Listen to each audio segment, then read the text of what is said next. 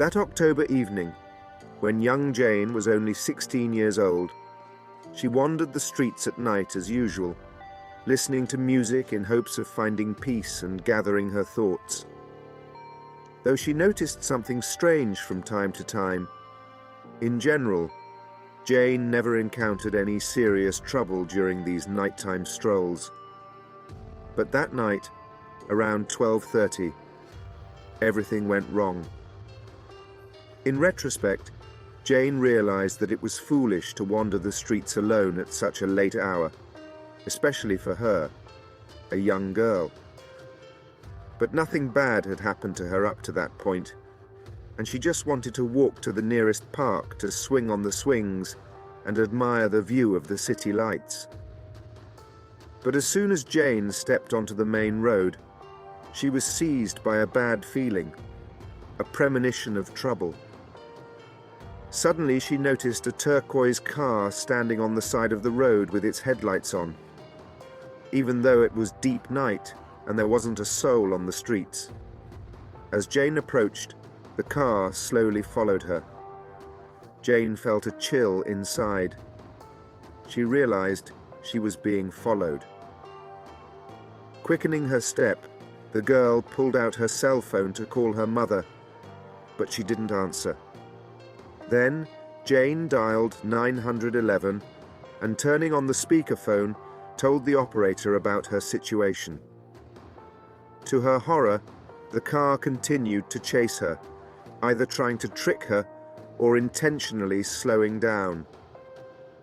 Finally, when the car made a sharp turn, Jane darted into the nearest alley to hide.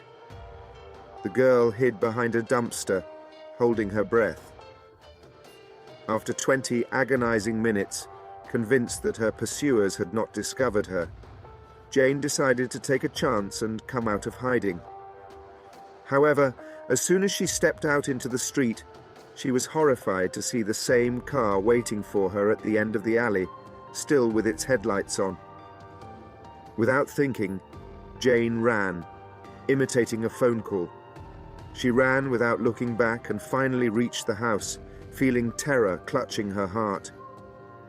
Jane went over the details of what had happened in her head, trying to figure out what it was and who could have been chasing her. Why did this mysterious car not just drive by, but start methodically following her? Was it really someone's malicious intent? Just thinking about it sent shivers down her spine. She sat on the bed with her hands in her lap for a long time, trying in vain to calm herself. Sleep would not come. And how could it come after this nightmare?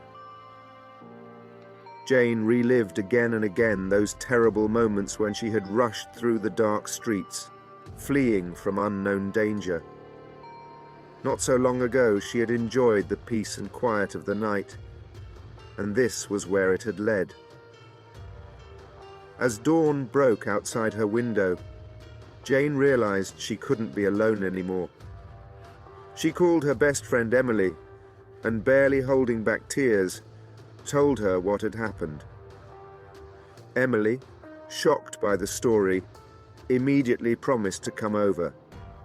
She couldn't wait to hug Jane and make sure she was all right. As she waited for her friend, Jane felt her tension ease. In Emily's arms, she was finally able to relax and let the tears flow. They sat like that for hours, discussing what had happened and speculating about the identity of the mysterious stalker. Jane was grateful that at this difficult moment, she had someone close to her, ready to listen and support her. This nightmarish experience made Jane realize how important it was to be careful when walking alone at night. She vowed never to risk her safety again.